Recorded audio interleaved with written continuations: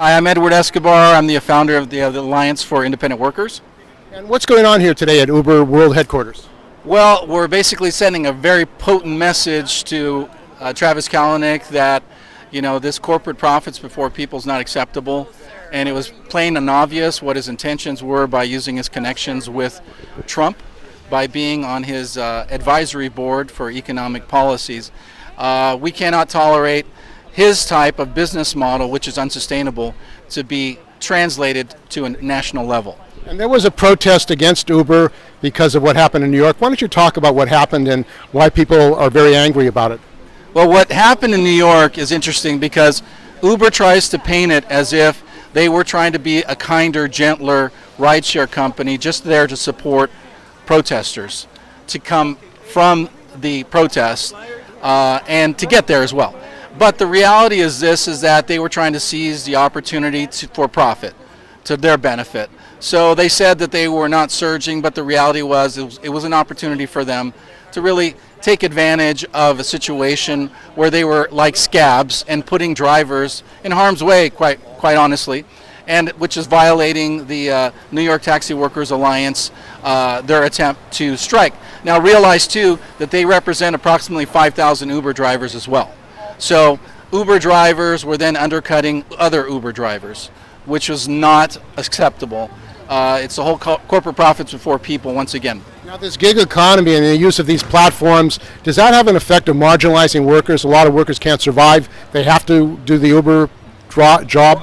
I think that's the plan, is corporate America. You say that Uber is really about making profit and marginalizing workers. Have they been fighting the unionization of drivers, Uber?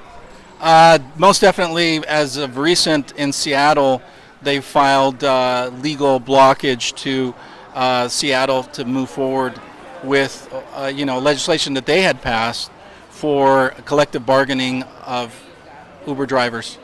So yeah, they're definitely putting a roadblock in it for drivers and for them to organize. And these platforms, couldn't it be possible for the workers to have their own platforms and have a workers' cooperative actually running these taxi companies? Well, I think that would be ideal. It's just the amount of, marketing, a marketing budget that would be sufficient to get it out. And it has to be something that is sustainable, trustworthy, reliable. Because do you think the unions could do that? Well, I think that they can help. It's not the unions, it's us. Tony Robles with Senior and Disability Action. We're in front of Uber, the Uber headquarters. The CEO was, then what advice is he giving Trump, or would he have given Trump, to cut back on workers' rights, to cut back on collective bargaining by the workers? So this is really a fight against profit at the expense of the Constitution, which we have to uphold and defend.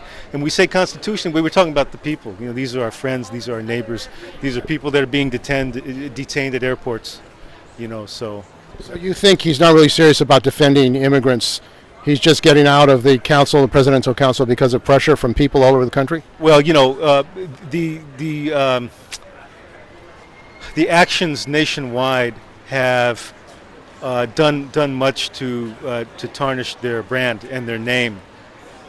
So Uber rides with hate, associating the business model with the agenda of the Trump administration. So when you hit him that way, then we can make some movement. So I think that's what happened. And we're here because we want to send a message that Uber and its boss, Travis Kalanick, are doing things that are unacceptable to workers, unacceptable to consumers, unacceptable to the country. This is a company whose business model is to break the law, and they're anti-worker.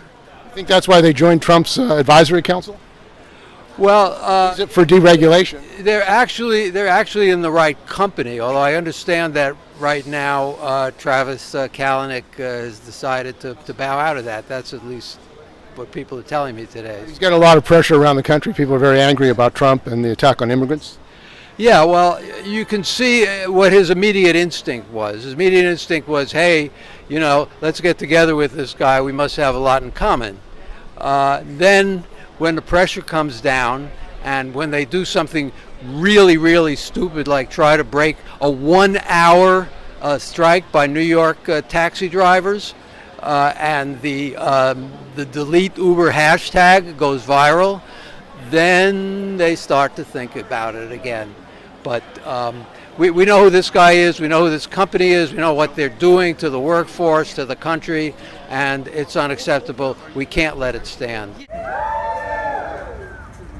Why don't you all, can you all come just a little bit closer? Thank you.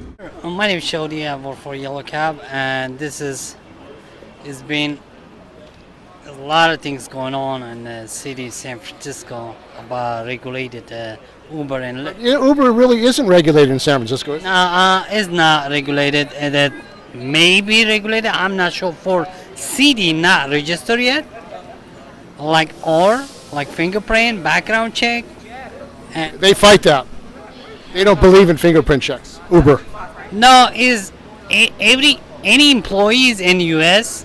should have a fingerprint because you don't know them. And someone like you remember maybe Kalamazoo, what kind of person he have a gun in his car, That's why Uber and Lyft have to be the background check.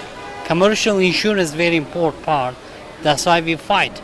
Charles Minster, a member of Senior and Disability Action, a retired trade unionist, here to stand in solidarity with everyone that's protesting Uber, which they're a scofflaw around the world.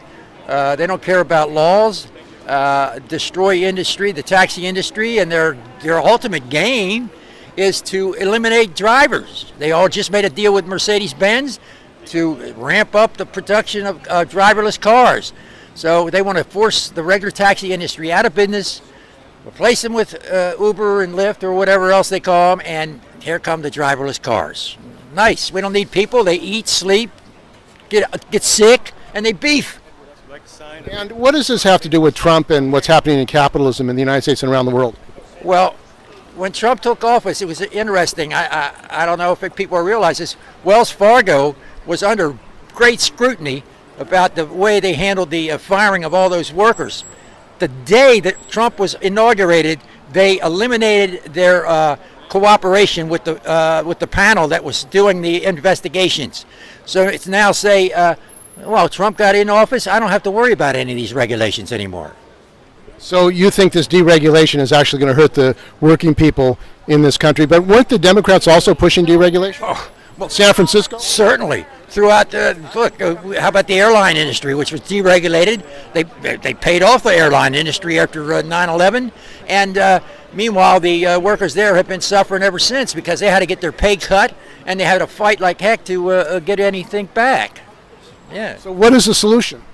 The solution is that politically we have to build an alternative, and it should be clearer today than it ever has been. The Democrats and the Republicans and the Greens are not an answer to our needs. We need a working class party that speaks to the needs of all the oppressed. And we got to fight for that. And it's the trade union leadership that is holding us back from that because they're afraid of the responsibility. They don't want political responsibility. Hey,